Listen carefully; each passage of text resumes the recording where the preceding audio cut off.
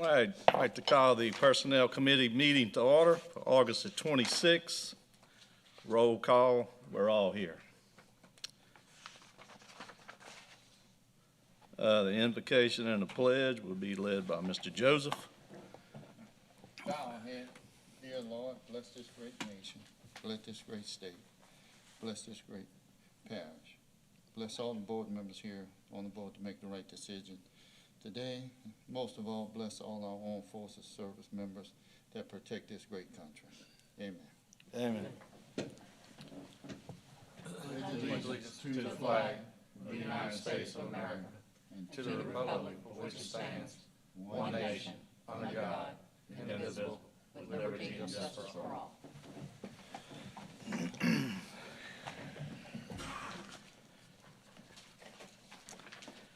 All right, public comment period. Anyone wishing to speak, you get sign in over there with Jody, and they got a red and a green card you could fill in.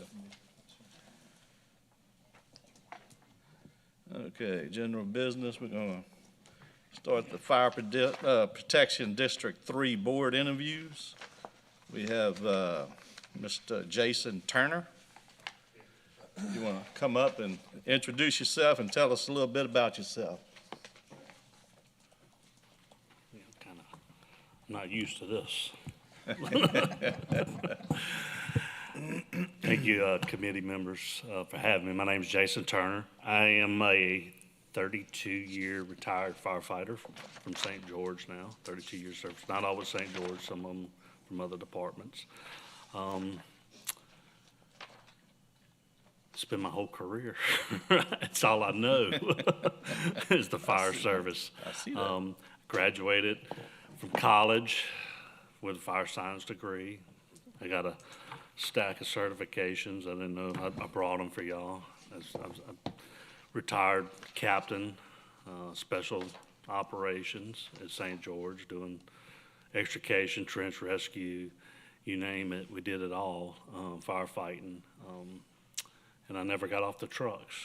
That's really as far as I went. And I put my whole life towards it. And I know when Mr. Raymond died, I knew his wife. I didn't know Mr. Raymond, but I knew his wife for a long time, Ms. Linda. She did the VFIS insurance for us. And, but anyway, sad to see. But when the opening came, I said, no, what better way can I probably keep doing some of this is maybe serve on a board and keep up with the fire service. Prairieville's got a great fire department and would love to keep it up, make sure it stays that way, and don't let it slip and keep moving forward. But I would be more than happy to answer any questions anybody's got. All right, any questions? Yeah. Mr. Joseph? Yeah. I know you live in Prairieville. Yes, sir. I know a couple of years ago, we put forward a tax for the fire protection. And, you know, one passed, one failed. It's been up and down. How you feel towards the taxing for funding for the fire district in Prairieville? The millage taxes? The millage tax, correct. I mean, so my current belief is it's definitely needed. I'm not sure how you could fund it any other way unless you went with a parish-wide tax. I know sometimes the issue is the roll forwards. A lot of people have issues with the roll forwards, and I know they can be controversial at times. But you're talking about fire services like police service. You can't live without it. I grew up in a town that didn't have much of a fire service, and you try to wait 15 minutes for somebody to come help you, and you don't want that. We don't want to go back to that. And I do support the tax. It has to be fair, and the public needs the input on those taxes. They should weigh heavily, and when the public is crying, don't tax us, people should listen. You have to weigh that, so that's where I'm at with it. All right, thank you. Any questions? No. Good. No, I'm good. Thank you for your service. Thank you. If that's Thank you, it, man. sir. Appreciate it. All right, next up, Mr. Alan Morris. Same thing, Mr. Allen, just Good break it evening, down a I'm little bit. Alan Morris. I'm with Parish Water Company, been with them for 20 years. Work with the Prairieville Fire Department, District 3, pretty much daily. helped them with the ratings, to increase a rating to get to a Class 2. And I feel like, if being on the board, that would be a big thing to try and push to get to a Class 1, which helps all the citizens with their homeowners insurance and all, and just keep the department moving forward and growing with the parish.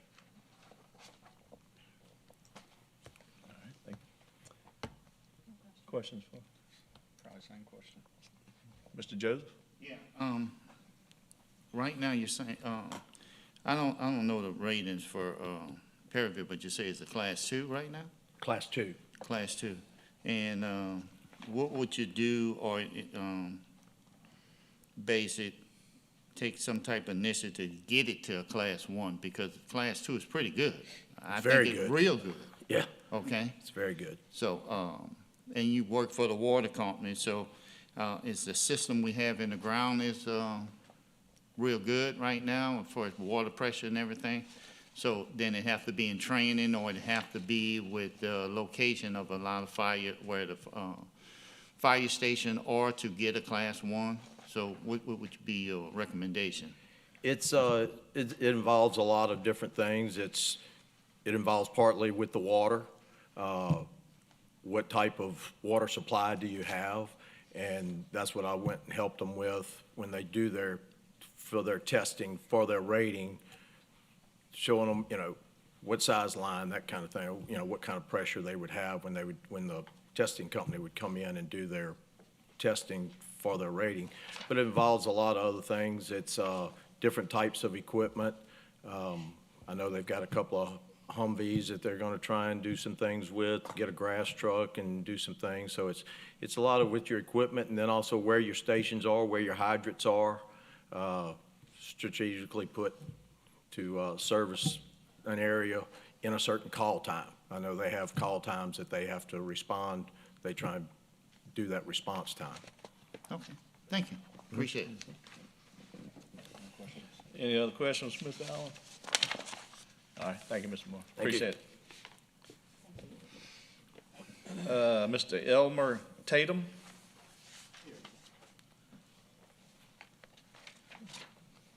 How you doing, Mr. Elmer? Doing well, thank you.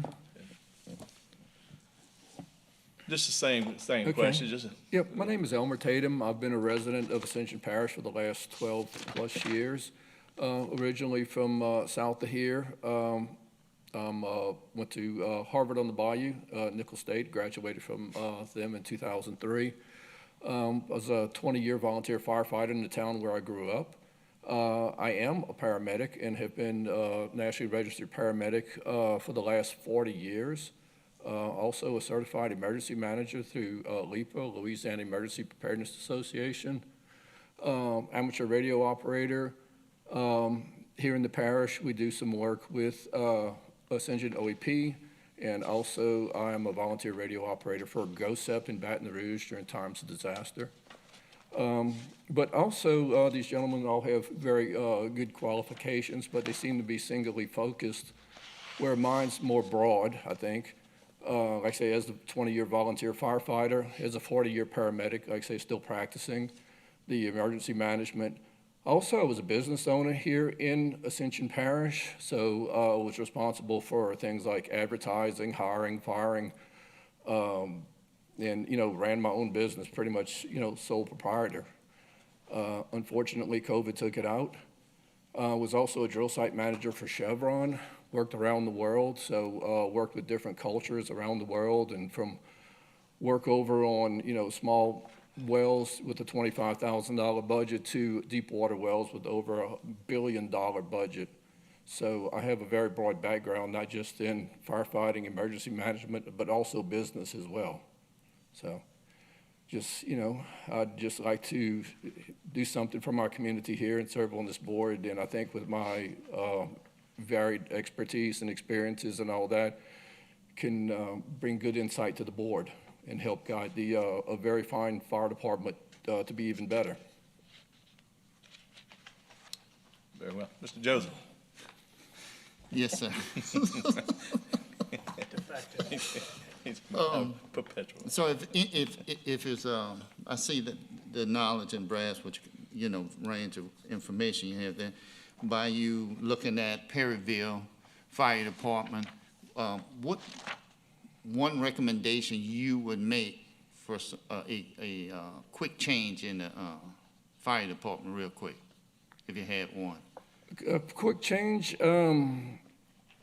I don't know if I would have a quick change to it. They, since they went from volunteer as the community grew into a fully paid fire department, just one of the things I believe is maybe with turnover. You know, you have a lot, they have an excellent program with getting students out of high school and training them as firefighters and EMTs, and then they're lost to industry and all that.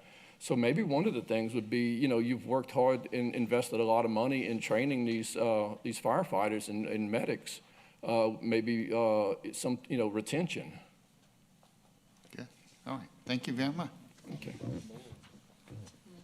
Retention's a problem across the board. I guess y'all don't have no question. No question. Okay, good deal. Moving right along, Mr. Andrew Grimion. How you doing, Andrew? I'm doing well, and yourself? Great.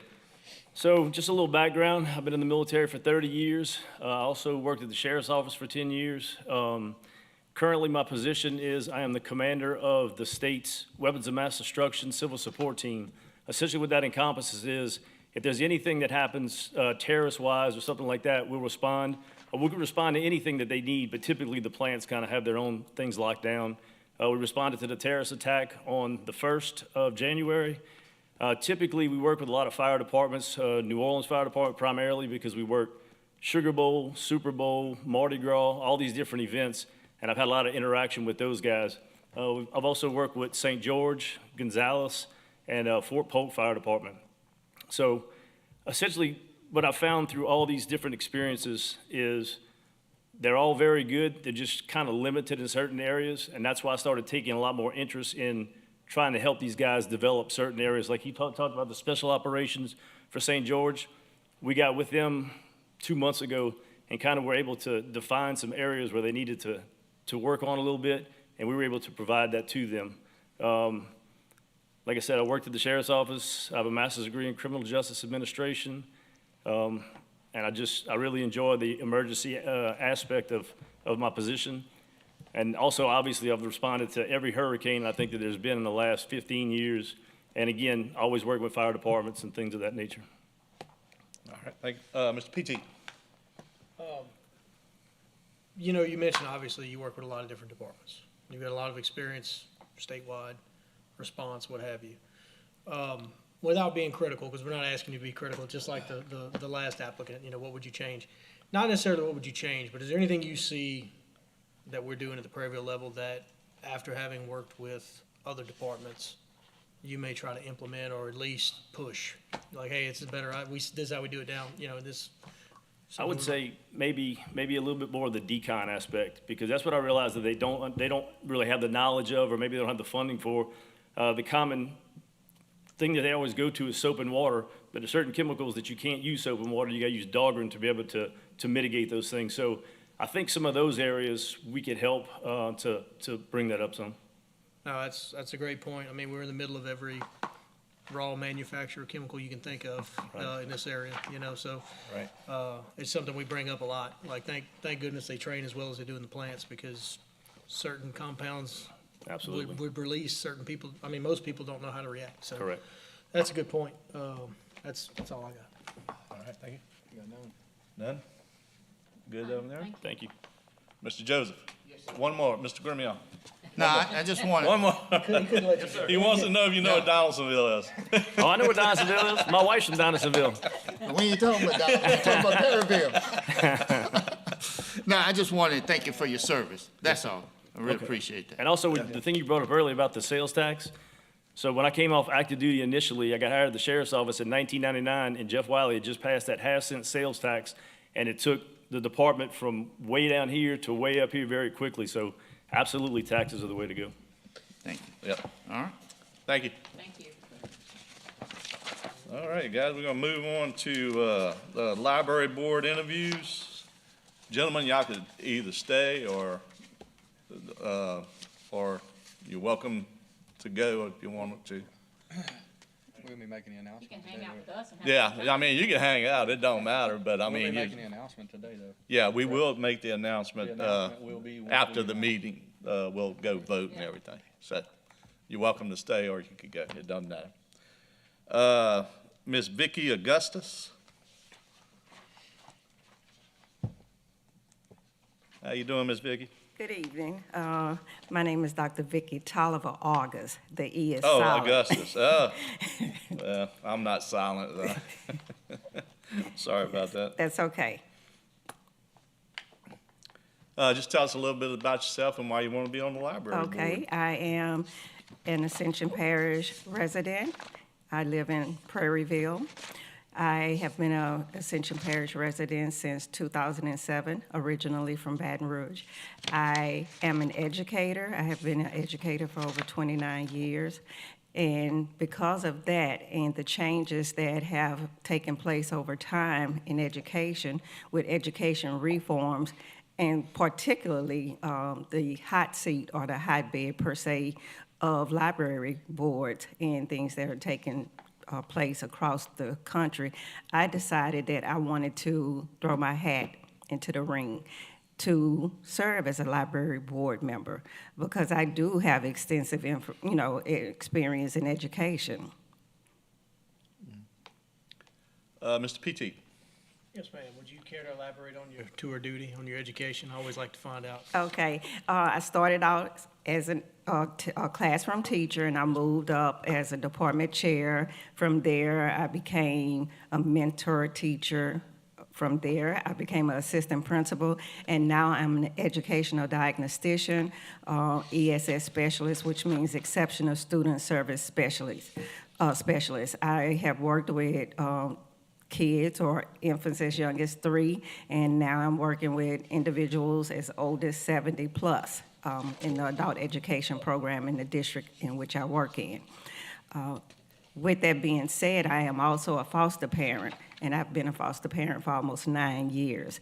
I have experience working with individuals in the community, advocating for children, their needs pertaining to social, emotional well-being, as well as their, activities of daily living, making sure that schools are providing things that they need to do so to meet the needs of the students.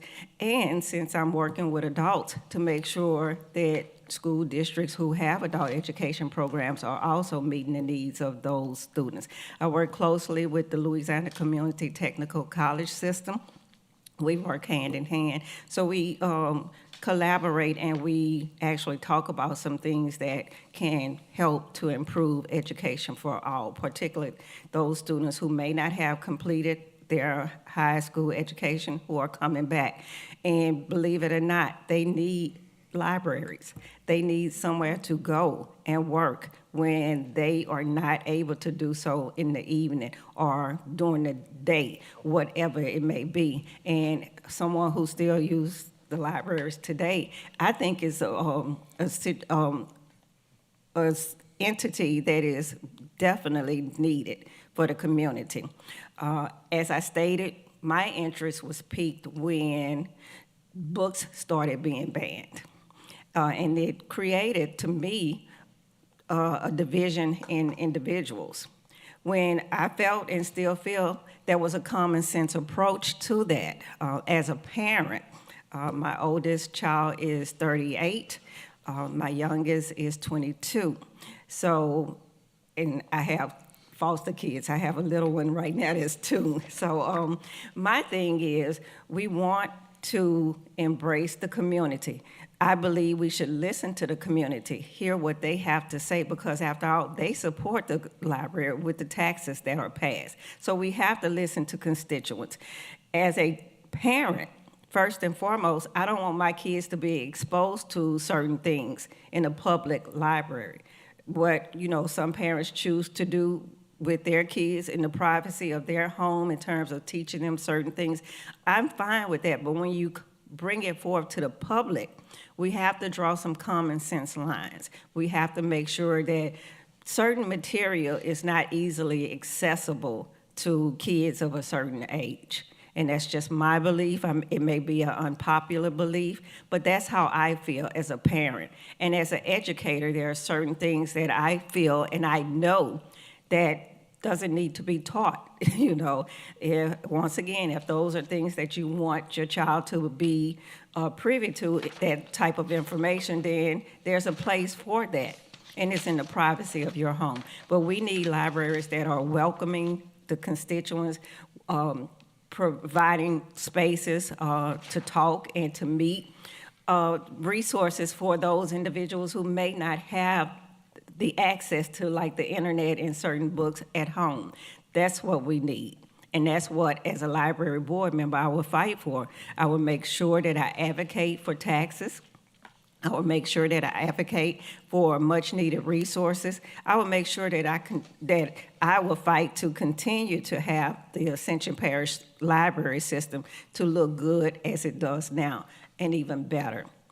I want to make sure that access is available for all. And if that means, you know, I know that we have this policy in Ascension with the library that only one library is open on a Sunday. And when I asked the question, I was told it had to do with staffing. So retention, that's another thing. Gets, you know, people in there who can buy into working in the library system, who want to be there and who want to help others. There are a lot of people out there that would be willing to do it, but you have to go out there, meet the people, bring them in, and meet their needs. Listen to what they have to say and meet them where they are. That's what we have to do with the constituents. I appreciate that answer. It's a very broad amount of experience. As the son and the husband of an educator, Lord knows I appreciate the work you do. Thank you. I can Thanks. tell you. But you brought up a lot of excellent points about what the library does and the resources it has, and people try to write things off sometimes. Right. One thing you didn't bring up, but is very true, is most libraries offer public meeting spaces as well. Right. So, you know, in Dutchtown, Right. Several public meetings have occurred at the library. So it is a low-cost alternative to having to rent a hall, you know, or whatever. So there are additional resources to the public, and some of that, I believe, probably we need to do, not a better job, but a good job of making sure that people understand the full services of the libraries. I totally agree, because I do use some of those small rooms myself when I Correct, meet yeah. with students to address concerns with parents. As a special education advocate, I need a quiet space to meet and talk. So yes, the library is definitely a resource to be used for meetings and small, you know, group sessions as well. Yeah, and you can rent audiobooks, by the way, just in case if y'all drive 60,000 miles a year, just letting you know. Thank you. You're welcome. Okay. Mr. Vornadek, one more. I just had a comment.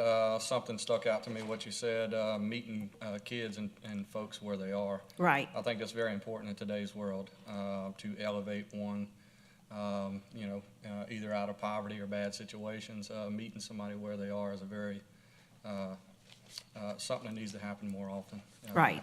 So I appreciate you saying that. As a board member, one of my suggestions would be to assist the librarian with coming up with some programs. I know they do have some, and the library that's on Highway 42 and 73, they do a lot of those activities. But I think, you know, we can like bump it up a little for those who may be older adults who, like I say, may be struggling, trying to learn how to read and write so that they can get their HiSET or GED, or maybe, you know, that promotion. I agree. Thank you. You're welcome. Thank Thanks you. for the time. Thank you. Okay.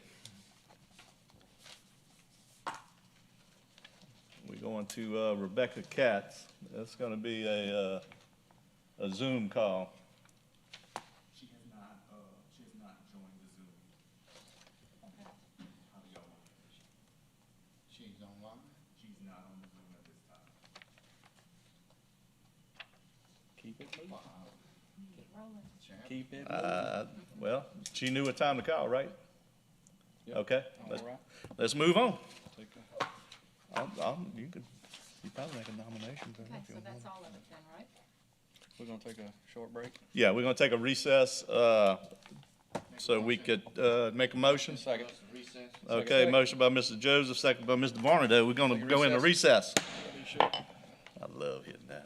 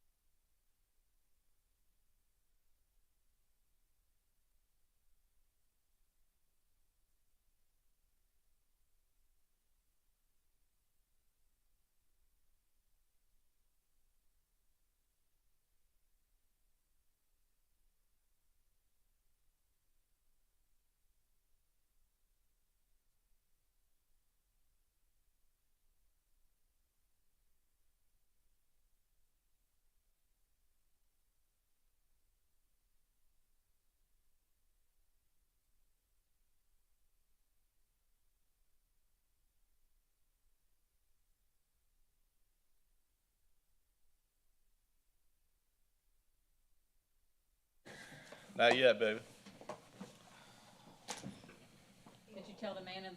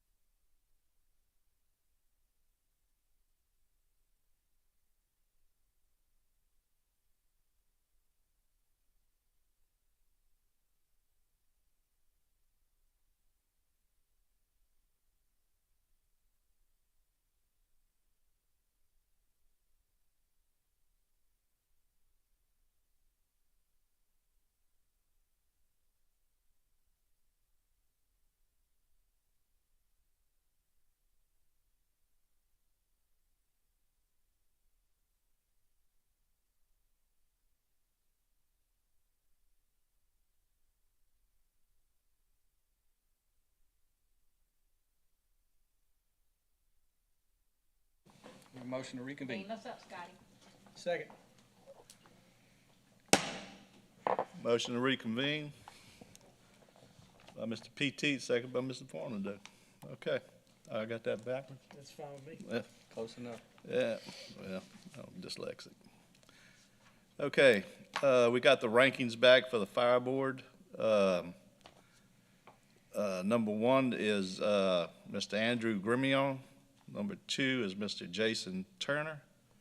Number three is Mr. Elmer Tatum. And number four is Mr. Alan Morris. Motion confirmed, Mr. Grimion. Second. Okay, we got a motion by Mr. PT, second by Mr. Vornadoe for Mr. Grimion. All in favor? Aye. No objections. We'll send that to full council. Congratulations, Mr. Grimion. Thank all y'all. Yeah, that was a Thank you, guys. very, Thank very y'all. That was tough, hard. Yeah, very tough decision. All you gentlemen are very qualified. And it looked Thank like you. y'all were bonding together, so maybe y'all. You kind of do that sometimes. Yeah, it's a man club, I understand. appreciate y'all. Thank y'all very much. Thank y'all. Absolutely. Yeah, do. absolutely. Absolutely. Please do. Thank y'all. Okay, we'll Good night, move on gentlemen. to the library board. Do we have a motion? Motion to Nominate. confirm Dr. August. Okay, we got a Second. motion by Mr. PT, second by Mr. Vornadoe for Dr. August. I pronounced it right this time, huh? Okay, all in favor? Aye. No objection. We'll send that to the full council. Welcome, Dr. Ross. Motion to adjourn. Congratulations. Motion to adjourn by Mr. PT, second by Mr. Vornadoe. We are